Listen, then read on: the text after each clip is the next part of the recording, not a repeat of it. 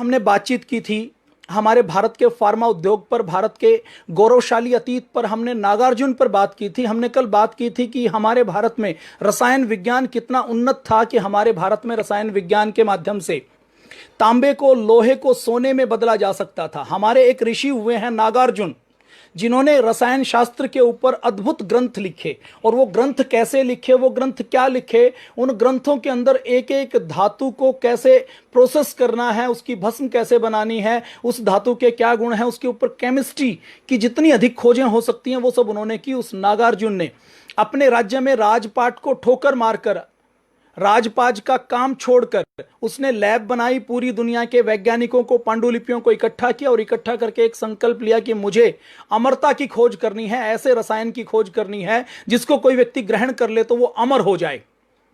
नागार्जुन सालों तक उसी में लगे रहे, राजपाट का काम छोड़ दिया। उनके मंत्री आए कि चारों तरफ उपद्रव मच गया है, गुंडे, मवाली, अपराधी लोग सिर उठा रहे हैं, सेना के ऊपर नियंत्रण नहीं रहा, आप ये रिसर्च का काम छोड़िए, आप राज सत्ता को संभालिए। तो नागार्जुन ने कहा कि मैं ये नहीं छोड़ सकता।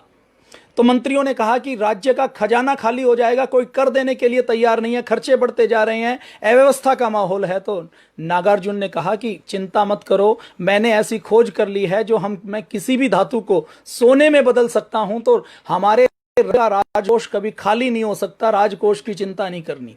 जब मंत्रियों ने कहा कि केवल राजकोष की बात नहीं है, अपने राज्य की व्यवस्थाओं को चलाने के लिए और बहुत सी चीजों को देखने की आवश्यकता है, आप यदि इसमें रुचि नहीं रखते तो किसी और को राजा बना दीजिए। वो अपने पुत्र को राजा बना देते हैं, खुद खोज करते हैं 12 वर्षों तक, 15 वर्षों तक, 20 वर्षों तक वहीं अपनी रसायनशाला में, अपनी लैब में खोज करते रहते हैं, धातुओं के ऊपर खूब खोज करते हैं, अद्भुत ग्रंथ लिखते हैं।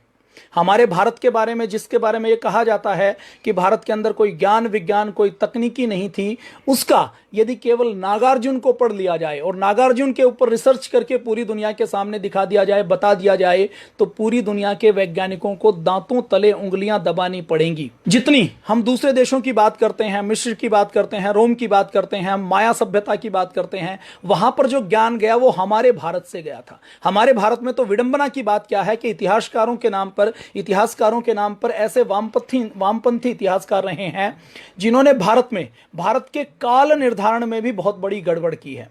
भारत में राखी गढ़ी में जो कब्र पाई गई, उस राखी गढ़ी में उन हड्डियों का डीएनए टेस्ट किया गया तो पाया गया कि हमारा इतिहास तो बहुत गौरवशाली है। तो भारत के इतिहास का दोबारा से पुनर्लेखन करने की आवश्यकता है, भारत के इतिहास को दोबारा से उठाने की और जगाने की आवश्यकता है। ये काम हमें करना है। मैंने थोड़ी सी बात की कि कितना सुपर साइंस है, नैनो साइंस है, नैनो टेक्नोलॉजी नाम जो शब्द है वो आधुनिक विज्ञान में हम बात करें तो केवल पिछले 40-50 सालों का शब्द है। उससे पहले कोई नैनो नाम का शब्द नहीं जानता था। हमने अपनी कालगणना में प्रकाश वर्ष तक नापा है। अपनी कालगणना में हमने केवल दिन और महीना नहीं नापा, दिन महीने के बाद हमने युगों तक, चतुर्युगी तक, कल्प तक, ब्रह्मा के एक निमेष तक, ब्रह्मा के एक दिन तक, ब्रह्मा के एक साल तक, ब्रह्मा की आयु तक हमने काल गणना की है। इतनी काल गणना की है कि वो ब्रह्मांड के अंदर पहला विस्फोट जहां हुआ और जहां से प्रकाश चलना शुरू हुआ, जिसको काल आज कहा जाता है, प्रकाश की गति जिसको आज कहा जाता है, उसके ऊपर गहन रिसर्च करने का काम हमारे वैज्ञानिकों ने, हमारे ऋषियों ने किया है। इतना महान विज्ञान हमारा है, उसकी हम बातचीत करेंगे। भस्मों के विज्ञान की बातचीत करेंगे। नैनो शब्द अभी पिछले 50 सालों की देन है। हमारे भस्मों का विज्ञान, हमारा औषध विज्ञान पूरी तरह से नैनो साइंस है। भस्मों को, भस्म की चरक और सुश्रुत की हमारे ऋषियों की परंपरा से, हमारे जो रसाचार्य हुए हैं, रसायन वैज्ञानिक हुए हैं, उनकी परंपरा से जब हम भस्म बनाते हैं तो वो भस्म शरीर के अंदर इंजेक्शन की तरह शरीर को पोषण देने का काम करती है, शरीर को आरोग्य देने का काम करती है। माइक्रो न्यूट्रिएंट जिनके अंदर शरीर की, जिनकी मात्रा 100 मिलीग्राम से भी कम होती है, कुछ ऐसी परिभाषा माइक्रो न्यूट्रिएंट की दी जाती है कि ये पोषक तत्व, सूक्ष्म पोषक तत्व होते हैं, ये हमारे शरीर के अंदर कुछ रोल प्ले करते हैं। और ये सूक्ष्म पोषक तत्वों की बात तो छोड़ दीजिए, जो मोटे मोटे तत्व हैं उनकी पहचान भी पूरी दुनिया को कोई बहुत पहले नहीं थी। वो सारी पहचान भी अभी कुछ 100 सालों की बात है। तो अपने यहां हमारे ऋषियों ने हजारों साल पहले कि हमारे शरीर के अंदर सोने का क्या प्रभाव हो सकता है, चांदी का क्या प्रभाव हो सकता है, तांबे का क्या प्रभाव हो सकता है, हमारे शरीर के अंदर मोती का क्या प्रभाव हो सकता है। डायमंड को अगर बारीक बारीक पीस कर नैनो करके शरीर के अंदर डाला जाए भस्म के रूप में, तो वो कहाँ इफेक्ट करेगा, कोशिकाओं में क्या क्या उसका प्रभाव पड़ेगा, कोशिकाओं के व्यवहार में क्या अंतर आएगा, हमारे ब्लड के ऊपर उसका क्या प्रभाव पड़ेगा, किस अंग पर प्रभाव पड़ेगा, कितनी मात्रा में लेना है, उसको कैसे प्रोसेस करके बनाना है कि उसके टॉक्सिन्स सारे निकल जाएं, उसका जहर सारा निकल जाए और वो हमारे शरीर के लिए उपयोगी हो जाए। ये सारा विज्ञान भी करने का काम हमारे भारत के ऋषियों और मुनियों ने किया है, जिसको आप आयुर्वेद का, जिसका एक पार्ट, आयुर्वेद पूरा नहीं है, वो हमारे चारों वेदों का एक उपवेद बोला जाता है आयुर्वेद का। इन सारी चीजों का मैं विद्यार्थी हूं, मैं एक्सपर्ट नहीं हूं, मुझसे कोई भूल हो सकती है, लेकिन मैं जितना पढ़ते पढ़ते जान पाया हूं उतना मैं आपसे डिस्कस करके आपसे चर्चा कर रहा हूं। इस चर्चा में कुछ कुछ मैं आपको सिखाऊंगा, हो सकता है आपको कुछ अच्छी बात लगे, और कुछ हो सकता है आपकी ओर से मुझे कोई अच्छी बात सीखने को मिले, आपके कमेंट्स के रूप में, आपकी प्रतिक्रिया के रूप में। तो ये हम सीख और सिखा रहे हैं, कोई एक्सपर्ट की बात नहीं कर रही। तो ये एक्सपर्ट होने के लिए इसके ऊपर शोध करने की आवश्यकता है, इसके ऊपर रिसर्च करने की आवश्यकता। आपके मन में सवाल आएगा कि जब हमारे पास इतना ज्ञान विज्ञान था तो आज हमारे पास वो ज्ञान विज्ञान कहां चला गया, आज क्यों नहीं हो रहा। आज भी हो सकता है, हमें आवश्यकता है नागार्जुन जैसे वैज्ञानिकों की, ऐसे ऋषियों की जो इसके ऊपर इतना शोध करें। एक संस्था पतंजलि योगपीठ लगी हुई है, उस एक संस्था ने दुनिया के 200 देशों के अंदर योग को पहुंचा दिया। अपोलो और एम्स जैसे हॉस्पिटल, जहां जो आयुर्वेद को कोई सम्मान नहीं देते थे, आयुर्वेद का कोई डॉक्टर आयुर्वेद की बीएमएस कर लेता था तो पर्ची लिखता था या दवा लिखता था या रोगी को देखता था तो दवाई कौन सी देता था, दवाई एलोपैथी की लिखता था, उसमें गौरव और गर्व अनुभव करता था। आज पूरी दुनिया में आयुर्वेद नाम की एक विधा अलग से है, ये स्थापित, ये प्रमाणित हो रहा है। और आने वाले समय में यदि भगवान ने चाहा, यदि ईश्वर ने चाहा, तो जो पतंजलि लगा हुआ है, जो पूज्य स्वामी जी महाराज श्रद्धेय आचार्य जी लगे हुए हैं, उससे एक बड़ा परिवर्तन, बड़ा काम पूरी दुनिया में होने वाला है। आयुर्वेद की बात करेंगे, प्राचीन भारत के विज्ञान की बात करेंगे, एक एक भस्म को कैसे बनाया जाता है उसके कुछ सैंपल की बात करेंगे। इसके साथ साथ हमारे भारत में हमने कल बातचीत की थी कि एक व्यक्ति का संकल्प कैसे पूरे देश को खड़ा करता है। उस संकल्प का उदाहरण है डॉक्टर प्रफुल्ल चंद्र राय जी। बंगाल में जन्म हुआ, जन्म होकर बचपन में पढ़े, घर में लाइब्रेरी थी, पुस्तकें पढ़ते रहे। पिताजी आचार्य थे, उन्होंने संस्कृत सिखाई, हिंदी सिखाई, अंग्रेजी सिखाई, जर्मनी भाषा उन्होंने सीखी और संकल्प लिया कि मुझे भारत को खड़ा करना है, मुझे भारत में कुछ ऐसा करना है कि हमारे भारत का पुराना वैभव लौटे, वैभव पुराना भारत का ज्ञान लौटे। पढ़ने के लिए लंदन में गए, एडिनबरा यूनिवर्सिटी के अंदर पढ़े, डीसीएस की परीक्षा पास की, पूरी परीक्षा के अंदर फर्स्ट आए। लंदन में रहते हुए भी केवल धोती कुर्ता पहना, धोती कुर्ते के अलावा और कुछ पहना नहीं।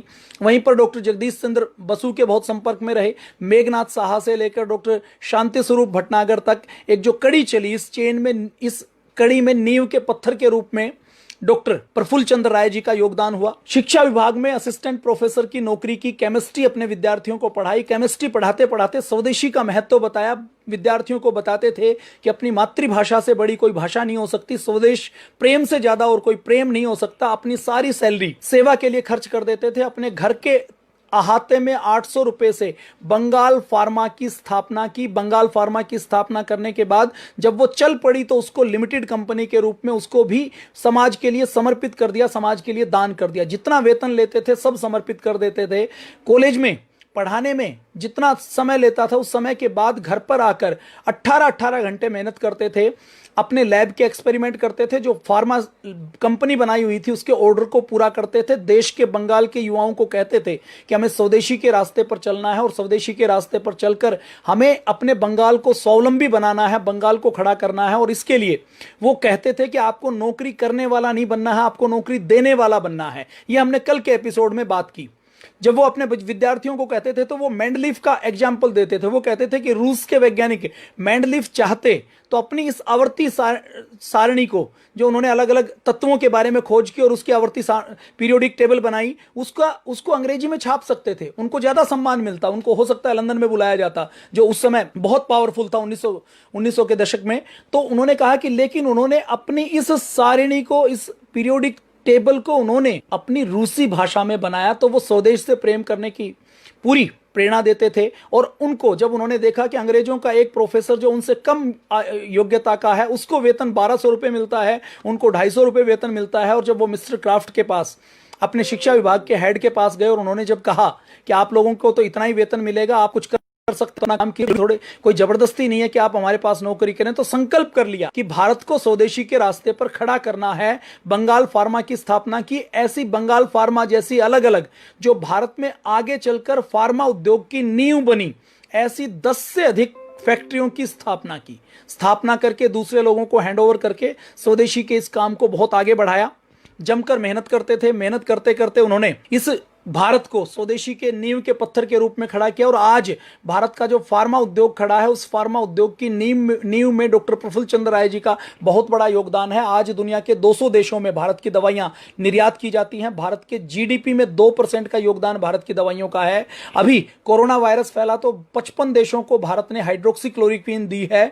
दुनिया के अफ्रीका के ऐसे देश है जो भारत की जेनरिक और ब्रांडेड दवाइयां जो पूरी दुनिया की दूसरी कंपनियों से बहुत सस्ती हैं, उसके आधार पर उनका जीवन का रक्षण होता है। आज पूरी दुनिया में भारत दवाइयों की फार्मेसी के रूप में, दवाइयों की राजधानी के रूप में माना जाता है। क्यों? क्योंकि उसके मूल में एक कार्यकर्ता का, एक व्यक्ति का तप है, डॉक्टर प्रफुल्ल चंद्र राय, जो वैज्ञानिक भी थे, जो क्रांतिकारी भी थे, जो स्वाधीनता सेनानी भी थे, जो फ्रीडम फाइटर भी थे और जो सोशल वर्कर भी थे। जब बाढ़ आती थी, अकाल आता था, भूकंप आता था, तो लैब को छोड़कर चले जाते थे और सेवा में लग जाते थे। एक अपील के ऊपर 3-3 लाख रुपए लोग वहां पर दान कर देते थे। प्रोफेसर की सैलरी कितनी है? 250 रुपए। कितना इकट्ठा करते हैं? 3 लाख रुपए। आज प्रोफेसर की सैलरी 1.25 लाख रुपए है, तो 1.25 लाख रुपए प्रोफेसर की सैलरी है, तो इसका आप देख लीजिए कितने हजार गुना ज्यादा हो गया, 3000 गुना ज्यादा। तो ये डॉक्टर प्रफुल्ल चंद्र राय जी का व्यक्तित्व था। ये सारा काम करते थे, स्वदेशी के मार्ग पर भारत को खड़ा किया, ये सारा काम किया। तो डॉक्टर प्रफुल्ल चंद्र राय जी ने एक जो बड़ा काम किया, जो आज हम चर्चा करेंगे, नागार्जुन के और हमारे पुराने रसायन शास्त्रियों से लिखे हुए सारे ग्रंथों को इकट्ठा किया और केमिस्ट्री में भारत क्या था, 1905 के आसपास ये पुस्तक छापकर पूरी दुनिया को बताया कि भारत अनपढ़ों का देश नहीं था, भारत निकम्मों का देश नहीं था, भारत जाहिलों का देश नहीं था।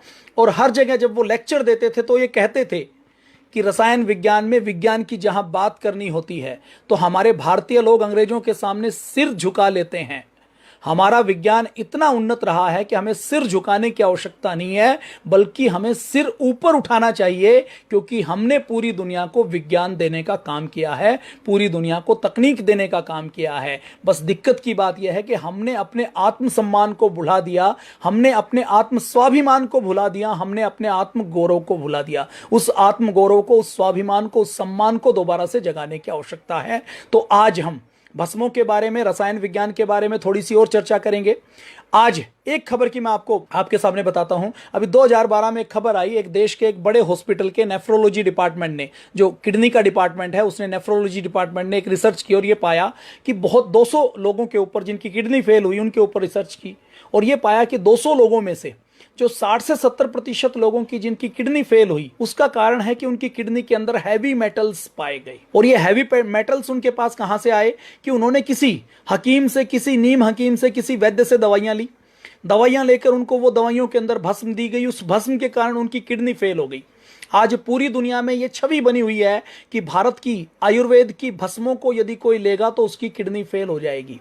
नीम हकीम, झोला छाप, या आप देखेंगे कि अभी कुकरमुत्तों की तरह हर्बल फार्मेसी, हर्बल कंपनियां उगी हुई हैं।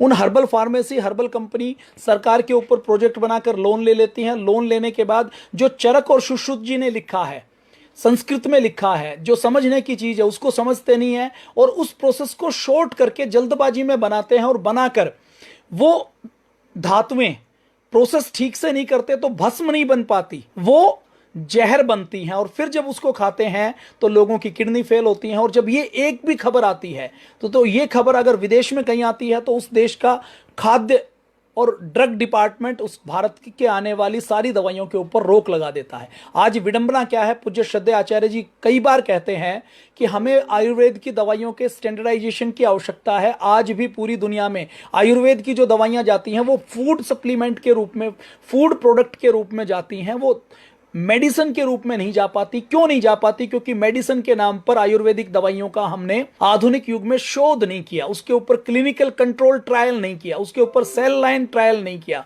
उसके ऊपर हमने विज्ञान की कसौटी पर उसके एक एक तत्व को कसने का काम नहीं किया।